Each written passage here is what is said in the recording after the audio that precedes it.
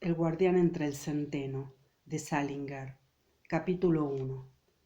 Si de verdad les interesa lo que voy a contarles, lo primero que querrán saber es dónde nací, cómo fue todo ese rollo de mi infancia, qué hacían mis padres antes de tenerme a mí y demás mierdas estilo David Copperfield. Pero no tengo ganas de contarles nada de eso. Primero porque es una lata y segundo porque a mis padres les daría un ataque si yo me pusiera aquí a hablarles de su vida privada. Para esas cosas son muy especiales, sobre todo mi padre.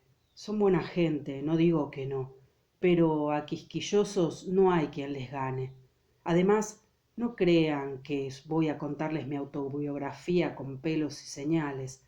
Solo voy a hablarles de una cosa de locos que me pasó durante las navidades pasadas, antes de que me quedara tan débil que tuvieran que mandarme aquí a reponerme un poco.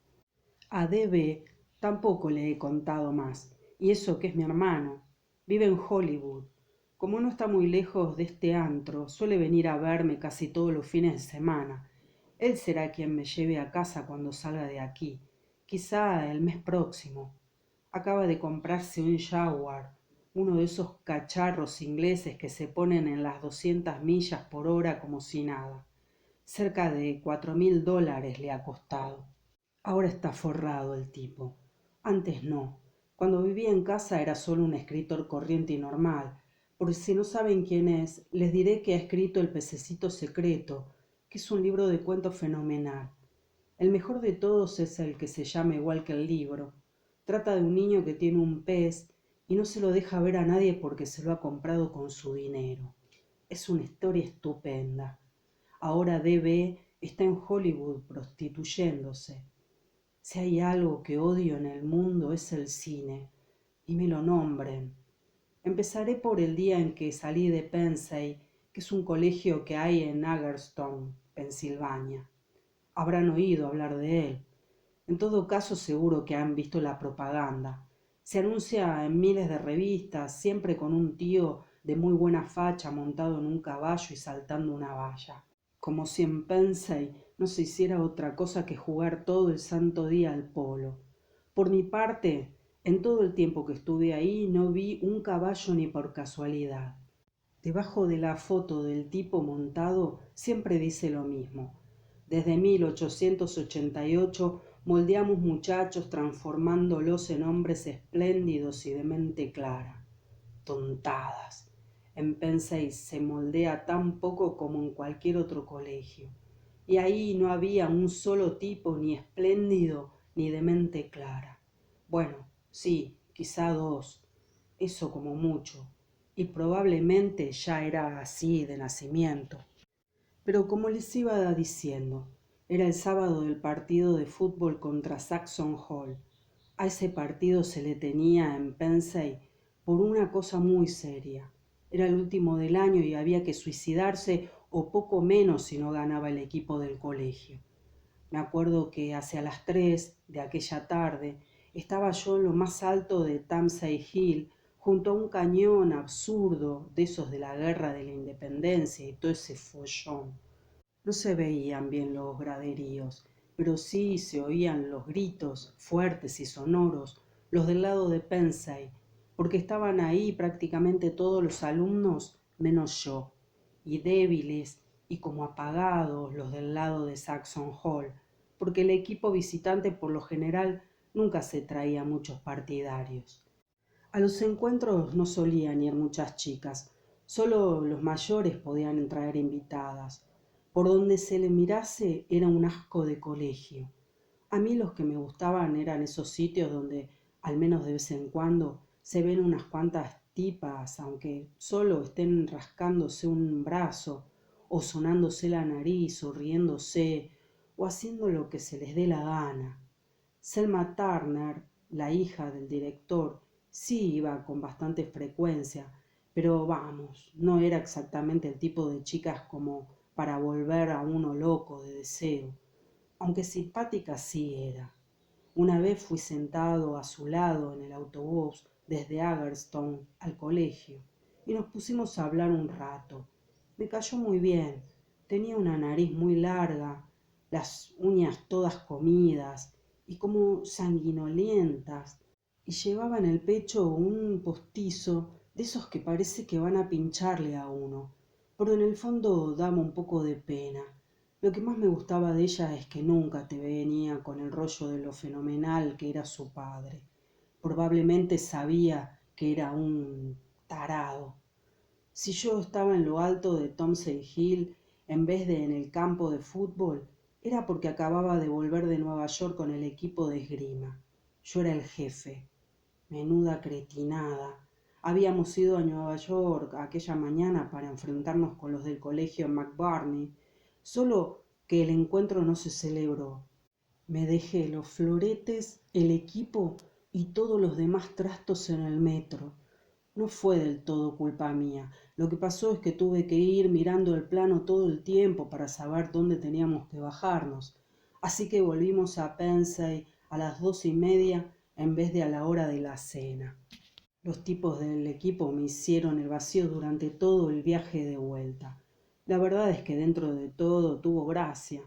La otra razón por la que no había ido al partido era porque quería despedirme de Spencer, mi profesor de historia. Estaba con gripe y pensé que probablemente no se pondría bien hasta entradas las vacaciones de Navidad. Me había escrito una nota para que fuera a verlo antes de irme a casa. Sabía que no volvería a Pensey. Es que no les he dicho que me habían echado. No me dejaban volver después de las vacaciones porque me habían suspendido en 4 asignaturas y no estudiaba nada. Me advirtieron varias veces para que me aplicara, sobre todo antes de los exámenes parciales, cuando mis padres fueron a hablar con el director, pero yo no hice caso, así que me expulsaron. En Pensey expulsan a los chicos por menos de nada. Tienen un nivel académico muy alto, de verdad. Pues, como iba diciendo, era diciembre y hacía un frío que pelaba en lo alto de aquella dichosa montañita. Yo solo llevaba la gabardina y ni guantes ni nada.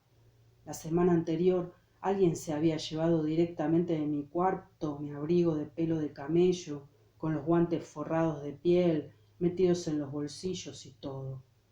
Pensey era una cueva de ladrones. La mayoría de los chicos eran de familias de mucho dinero, pero aún así era una auténtica cueva de ladrones. Cuanto más caro el colegio, más te roban. Palabra. Total, que ahí estaba yo junto a ese cañón absurdo, mirando el campo de fútbol y pasando un frío de 1000 demonios. Solo que no me fijaba mucho en el partido. Si seguía clavado al suelo, era por ver si me entraba una sensación de despedida. Lo que quiero decir es que me he ido de un montón de colegios y de sitios sin darme cuenta siquiera de que me marchaba. Y eso me revienta. No importa que la sensación sea triste o hasta desagradable, pero cuando me voy de un sitio me gusta darme cuenta de que me marcho. Si no, luego da más pena todavía. Tuve suerte. De pronto pensé en una cosa que me ayudó a sentir que me marchaba. Me acordé de un día en octubre o por ahí, en que yo, Robert Titchener y Paul Campbell estábamos jugando al fútbol delante del edificio de la administración. Eran unos tipos estupendos, sobre todo Titchener. Faltaban pocos minutos para la cena y había anochecido bastante, pero nosotros seguíamos dale que te pego metiéndole puntapiés a la pelota. Estaba ya tan oscuro que casi no se veía ni el balón, pero ninguno queríamos dejar de hacer lo que estábamos haciendo. Al final no tuvimos más remedio. El profesor de biología, el señor Zambesi, se asomó a la ventana del edificio y nos dijo que volviéramos al dormitorio y nos arregláramos para la cena. Pero a lo que iba, si consigo recordar una cosa de ese estilo, enseguida me entra la sensación de despedida, por lo menos la mayoría de las veces. En cuanto lo noté, me di la vuelta y eché a correr cuesta abajo por la ladera opuesta de la colina en dirección a la casa de Spencer. No vivía dentro del recinto del colegio, vivía en la avenida Anthony Wayne. Corrí hasta la puerta de la verja y ahí me detuve a cobrar aliento. La verdad es que en cuanto corro un poco se me corta la respiración. Por una parte porque fumo como una chimenea, o mejor dicho, fumaba, porque me obligaron a dejarlo. Y por otra porque el año pasado crecí 6,5 pulgadas. Por eso también estuve a punto de pescarme una tuberculosis y tuvieron que mandarme aquí a que me hicieran un montón de análisis y cosas de esas. A pesar de todo soy un tipo bastante sano, no crean, ¿eh? Pero como decía, en cuanto recobré el aliento crucé a todo correr la carretera 204. Estaba completamente helada y no me rompí la crisma de milagro. Ni siquiera sé por qué corría. Supongo que porque me gustaba. De pronto me sentí como si estuviera desapareciendo. Era una de esas tardes extrañas, horriblemente frías y sin sol ni nada, y uno se sentía como si fuera a esfumarse cada vez que cruzaba la carretera. ¡Oh! No me di prisa ni nada a tocar el timbre de la puerta en cuanto llegué a la casa de Spencer. Estaba completamente helado, me dolían las orejas y apenas podía mover los dedos de las manos. Vamos, vamos, dije casi en voz alta, a ver si abren de una vez. Al final apareció la señora Spencer. No tenían criada ni nada, y siempre salían ellos mismos a abrir la puerta. No debían andar muy bien de pasta. Holden, dijo la señora Spencer, qué alegría verte. Entra, hijo, entra. Te habrás quedado heladito. Capítulo 2. Dormían en habitaciones separadas y todo. Debían tener como 70 años cada uno, y hasta puede que más, y sin embargo aún seguían disfrutando con sus cosas, un poco a lo tonto, claro. Pensarán que tengo mala idea, pero de verdad no lo digo con esa intención. Lo que quiero decir es que solía pensar en Spencer a menudo, y que cuando uno pensaba mucho en él, empezaba a preguntarse por qué demonios querría seguir viviendo. Estaba todo encorvado, en una postura terrible, y en clase, cuando se le caía una tiza al suelo, siempre tenía que levantárselo un tipo de la primera fila a recogérsela.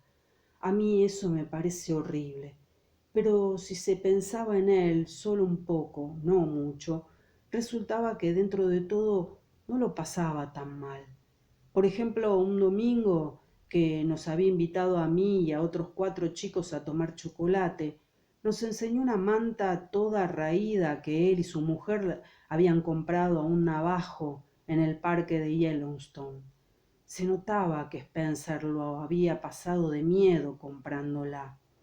A eso me refería. Ahí tienen a un tipo como Spencer, más viejo que Matusalén, y resulta que se lo pasaba bárbaro comprándose una manta. Tenía la puerta abierta, pero aún así llamé un poco con los nudillos para no parecer maleducado. Se le veía desde afuera. Estaba sentado en un gran sillón de cuero envuelto en la manta de que acabo de hablarles. Cuando llamé me miró. ¿Quién es? Gritó. Caulfield. Entra, muchacho. Fuera de clase estaba siempre gritando. A veces le ponía a uno nervioso. En cuanto entré me arrepentí de haber ido. Estaba leyendo el Athletic Monthly. Tenía la habitación llena de pastillas y medicinas y olía a Big Vaporú, todo bastante deprimente. Confieso que no me vuelven loco los enfermos, pero lo que hacía la cosa aún peor era que llevaba puesto un batín tristísimo, todo zaparrastroso, que debía tener desde que nació. Nunca me ha gustado ver a viejos ni en pijamas, ni en batín, ni en nada de eso. Van enseñando el pecho, todo lleno de bultos, y las piernas, esas piernas de viejo que se ven en las playas, muy blancas y sin nada de pelo. Buenas tardes, señor, le dije. Me han dado su recado, muchas gracias. Me había escrito una nota para decirme que fuera a despedirme de él antes del comienzo de las vacaciones. No tenía que haberse molestado. Habría venido a verle de todos modos. Siéntate ahí, muchacho, dijo Spencer. Se refería a la cama. Me senté. ¿Cómo está la gripe? Si me sintiera un poco mejor tendría que llamar al médico, dijo Spencer. Se hizo una gracia horrorosa y empezó a reírse como un loco, medio ahogándose. Al final se enderezó en el asiento y me dijo: ¿Cómo no estás en el partido de fútbol? Creí que hoy era el partido. Lo es, y pensaba ir, pero es que acabo de volver de Nueva York con el equipo de esgrima, le dije. Vaya cama que tenía el tipo, dura como una piedra. De pronto le dio por ponerse serio, me lo estaba temiendo. Así que nos dejas, ¿eh? Sí, señor, eso parece. Empezó a mover la cabeza como tenía por costumbre. Nunca he visto a nadie mover tanto la cabeza como a Spencer, y nunca llegué a saber si lo hacía porque estaba pensando mucho o porque no era más que un vejete que ya no distinguía el culo de las témporas. ¿Qué te dijo el señor Turner, muchacho? He sabido que tuvieron una conversación. Sí, es verdad. Me pasé en su oficina como 2 horas, creo. ¿Y qué te dijo? Pues eso, de que la vida es como un partido y hay que vivirla de acuerdo a las reglas del juego. Estuvo muy bien. Vamos, que no se puso como una fiera ni nada. Solo me dijo que la vida era un partido y todo eso. Ya sabe. La vida es un partido, muchacho. La vida es un partido y hay que vivirla de acuerdo con las reglas del juego. Sí, señor, ya lo sé, ya lo sé. De partido un cuerno, menudo partido. Si te toca del lado de los que cortan el bacalao, desde luego que es un partido, eso lo reconozco. Pero si te toca del otro lado, no veo dónde está el partido, en ninguna parte. Lo que es de partido, nada. ¿Ha escrito ya el señor Turner a sus padres? Me preguntó Spencer. Me dijo que iba a escribirles el lunes. ¿Te has comunicado ya con ellos? No, señor, aún no me he comunicado porque seguramente los veré el miércoles por la noche cuando vuelva a casa. ¿Y cómo crees que tomarán la noticia? Pues se enfadarán bastante, le dije. Se enfadarán. Me he ido ya como a 4 colegios. Meneé la cabeza. Meneo mucho la cabeza. ¡Jo! Dije luego. También digo ¡jo! Muchas veces. En parte porque tengo un vocabulario pobrísimo. Y en parte porque a veces hablo y actúo como si fuera más joven de lo que soy. Entonces tenía 16 años. Ahora tengo 17. Y a veces parece que tuviera 13, lo cual es bastante irónico porque mido 6 pies y 2 pulgadas y tengo un montón de canas.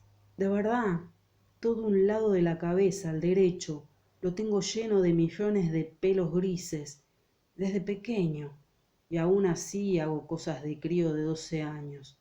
Lo dice todo el mundo, especialmente mi padre, y en parte es verdad, aunque solo en parte.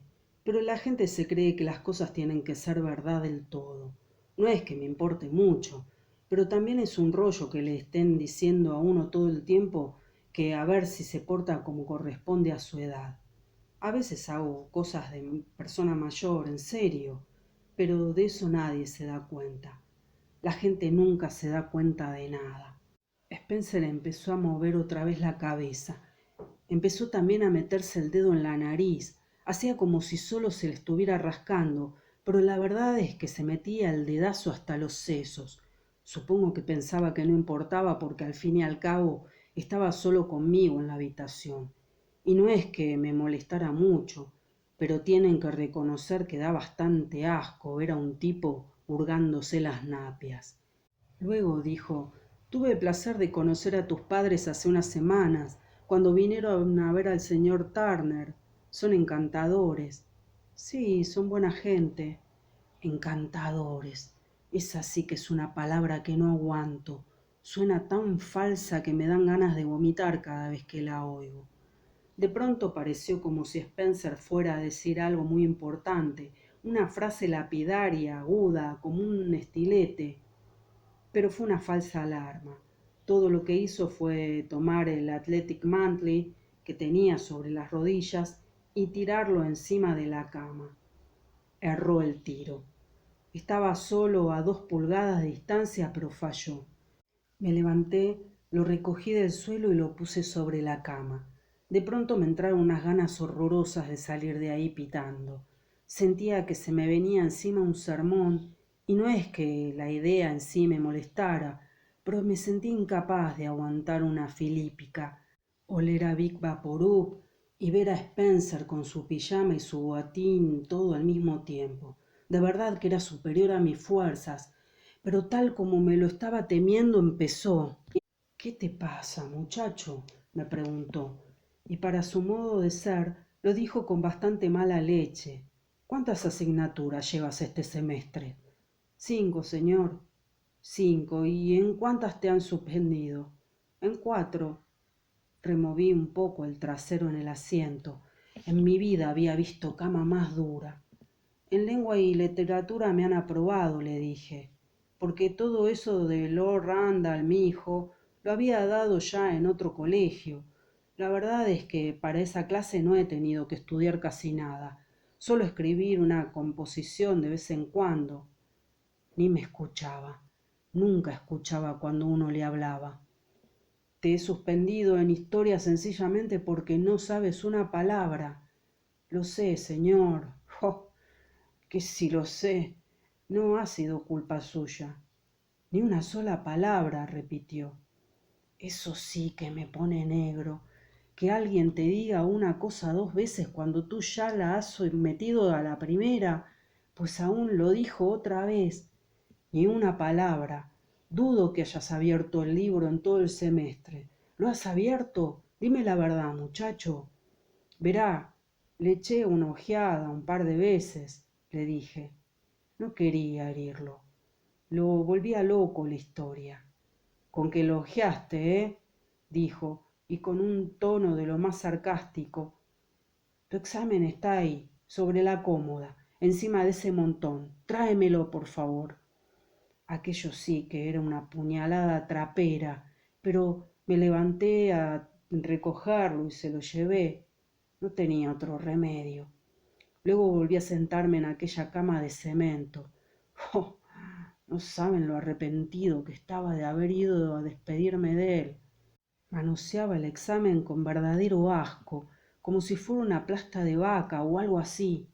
Estudiamos los egipcios desde el 4 de noviembre hasta el 2 de diciembre, dijo. Fue el tema que tú elegiste. ¿Quieres oír lo que dice aquí? No, señor, la verdad es que no, le dije, pero lo leyó de todos modos. No hay quien pare a un profesor cuando se empeña en una cosa. Lo hacen por encima de todo. Los egipcios fueron una antigua raza caucásica que habitó una de las regiones del norte de África. África, como todos sabemos, es el continente mayor del hemisferio oriental. Tuve que quedarme ahí sentado, escuchando todas aquellas idioteces. Me la jugó buena el tipo. Los egipcios revisten hoy especial interés para nosotros por diversas razones. La ciencia moderna no ha podido aún descubrir cuál era el ingrediente secreto con que envolvían a sus muertos para que la cara no se le pudriera durante inmensidades de siglos. Ese interesante misterio continúa acaparando el interés de la ciencia moderna del siglo XX. Dejó de leer. Yo sentía que empezaba a odiarlo vagamente. Tu ensayo, por llamarlo de alguna manera, acaba ahí, dijo en un tono de lo más desagradable.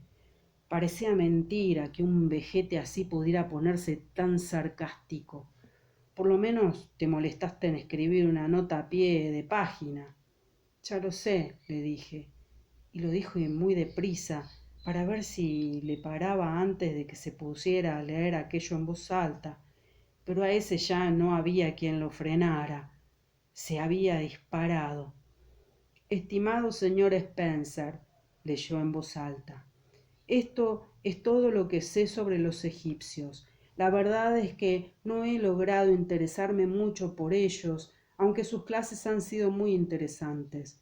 No le importe suspenderme, porque de todos modos van a catearme en todos menos en lengua. Respetuosamente, Holden Caulfield. dejó de leer y me miró como si acabara de ganarme en una partida de ping-pong o algo así. Creo que no le perdonaré nunca que me leyera aquellas estupideces en voz alta. Yo no se las habría leído si las hubiera escrito él. Palabra. Para empezar, solo le había escrito aquella nota para que no le diera pena suspenderme. ¿Crees que he sido injusto contigo, muchacho? Dijo. No, señor, claro que no, le contesté. A ver si dejaba ya de llamarme muchacho todo ese tiempo. Cuando acabó con mi examen quiso tirarlo también sobre la cama, solo que naturalmente tampoco acertó. Otra vez tuve que levantarme para recogerlo del suelo y ponerlo encima del Atlantic Monthly. Es un aburrimiento tener que hacer lo mismo cada 2 minutos. ¿Qué habrías hecho tú en mi lugar? Me dijo. Dímelo sinceramente, muchacho. La verdad es que se le notaba que le daba lástima suspenderme, así que me puse a hablar como un descosido. Le dije que yo era un imbécil, que en su lugar habría hecho lo mismo y que muy poca gente se daba cuenta de lo difícil que es ser profesor. En fin, el rollo habitual, las tonterías de siempre. Lo gracioso es que mientras hablaba estaba pensando en otra cosa. Vivo en Nueva York y de pronto me acordé del lago que hay en el Central Park, cerca del Central Park Sur. Me pregunté si estaría ya helado, y si lo estaba, ¿a dónde habrían ido los patos? Me pregunté dónde se meterían los patos cuando venía el frío y se helaba la superficie del agua, si vendría un hombre a recogerlos en un camión para llevarlos al zoológico, o si se irían ellos a cualquier sitio por su cuenta. Tuve suerte. Pude estar diciéndole a Spencer un montón de estupideces y al mismo tiempo pensar en los patos del Central Park. Es curioso, pero cuando se habla con un profesor no hace falta concentrarse mucho. Pero de pronto me interrumpió. Siempre le estaba interrumpiendo a uno. ¿Qué piensas de todo esto, muchacho? Me interesa mucho saberlo, mucho. ¿Se refiere a que me hayan expulsado del Pensey? Le dije. Hubiera dado cualquier cosa para que se tapara el pecho. No era un panorama nada agradable. Si no me equivoco, creo que también tuviste problemas en el colegio Gutton, en el Elkhorn Hill. Esto no lo dijo solo con sarcasmo. Creo que lo dijo también con bastante mala intención. En Elkhorn Hill no tuve ningún problema, le dije. No me suspendieron ni nada de eso.